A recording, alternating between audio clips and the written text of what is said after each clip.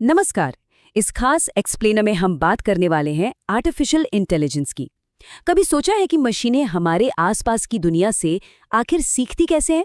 वो इतनी सारी जानकारी को कैसे समझती हैं? आज हम एआई के इसी फाउंडेशन यानी डेटा एक्विजिशन और प्रोसेसिंग को डिकोड करेंगे। चलिए सीधे शुरू करते हैं। आगे बढ़ने से पहले एक नज़र आज के एजेंडे पर डाल लेते हैं। हम डेटा के प्रकार, एआई डोमेन में इनका रोल, डेटा इकट्ठा करने के चरण, इसके स्रोत, अच्छे और बुरे डेटा में फ़र्क और अंत में वेब स्क्रैपिंग और नैतिकता के बारे में बात करेंगे। तो ये हमारा पूरा रोड मैप रहेगा। अब सबसे पहले बात करते हैं डेटा के प्रकार और श्रेणियों की, जो असल में एआई की नींव है। देखिए, मशीनें दुनिया की जानकारी को समझने के लिए डेटा को मुख्य रूप से दो हिस्सों में बांटती हैं, गुणात्मक और मात्रात्मक। शाब्दिक डेटा या गुणात्मक डेटा पूरी तरह से वर्णनात्मक होता है, जैसे किसी का नाम, पता या इंटरनेट पर सर्च की गई कोई क्वेरी। दूसरी तरफ है संख्यात्मक या मात्रात्मक डेटा, जिसे हम साफ साफ नंबर्स में माप सकते हैं, जैसे ऊंचाई, वजन, तापमान या परीक्षा के अंक। एआई के लिए इन दोनों के बीच का अंतर समझना बहुत जरूरी है, क्योंकि इसी से तय होता है कि कौन सा एल्गोरिदम इस्तेमाल होगा।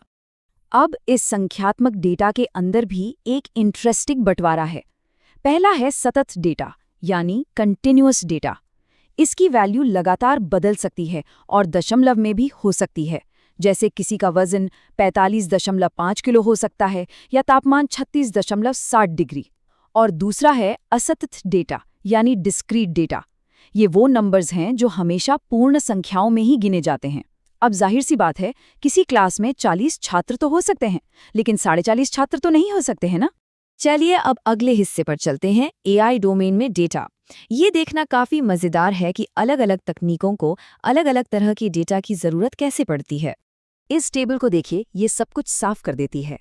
डेटा साइंस काफी हद तक टेबल्स, एक्सेल और संख्यात्मक डेटा पर काम करता है। वहीं कंप्यूटर विजन का काम दुनिया को देखना है, तो उसे इमेजेस, वीडियोस और जिप्स चाहिए होते हैं। और तीसरा है नेचुरल लैंग्वेज प्रोसेसिंग यानी एनएलपी, जो टेक्स्ट, दस्तावेज और पीडीएफ्स पर निर्भर करता है।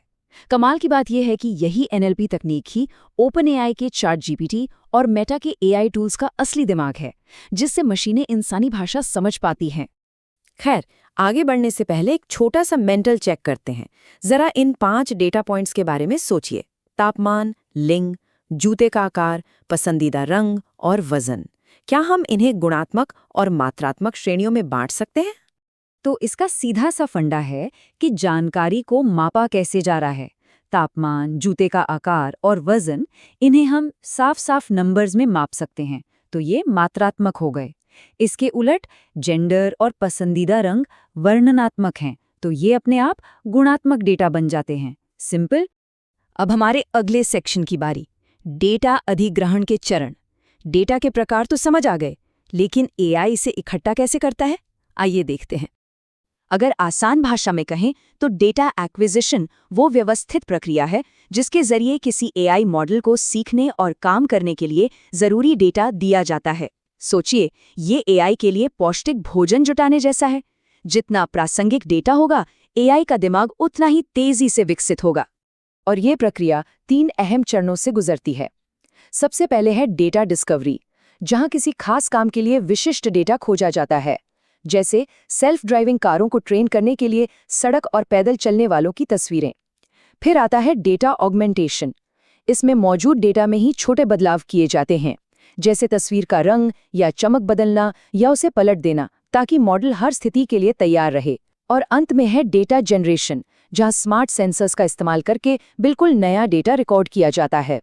अब सवाल ये है कि ये सारा डेटा आखिर आता कहाँ से है? तो चलिए बात करते हैं डेटा के स्रोतों की। देखिए, जानकारी जुटाने के 2 ही मुख्य रास्ते हैं। पहला है प्राथमिक स्रोत। इसमें सर्वेक्षण, इंटरव्यू या प्रयोगों के जरिए सीधे तौर पर डेटा इकट्ठा किया जाता है, बिल्कुल ग्राउंड लेवल पर जाकर। दूसरा रास्ता है द्वितीयक स्रोत। इसमें कैगल, सरकारी पोर्टल्स या रिसर्च डेटाबेस जैसे बाहरी प्लेटफॉर्म्स का इस्तेमाल किया जाता है, जहां पहले से ही विशाल डेटासेट मौजूद होते हैं। इससे काफी समय और संसाधनों की बचत होती है। अब आते हैं एक बहुत ही क्रिटिकल पॉइंट पर, अच्छा बनाम बुरा डेटा। आखिर डेटा की क्वालिटी कितनी मायने रखती है? कंप्यूटिंग की दुनिया में एक बहुत मशहूर कहावत है, गार्बेज इन, गार्बेज आउट। सिर्फ ढेर सारा डेटा होना ही काफी नहीं है। एआई को सफल होने के लिए अच्छे डेटा की जरूरत होती है, जो सटीक हो, सुव्यवस्थित हो, प्रासंगिक हो और जिसमें डुप्लीकेट्स कम से कम हो।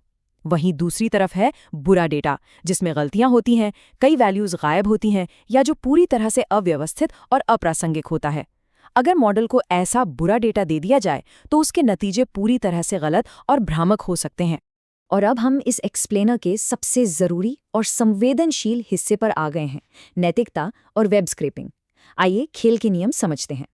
आज के इंटरनेट युग में सॉफ्टवेयर का इस्तेमाल करके वेबसाइटों से तेज़ी से जानकारी निकालना काफ़ी आम हो गया है, जिसे हम वेब स्क्रैपिंग कहते हैं।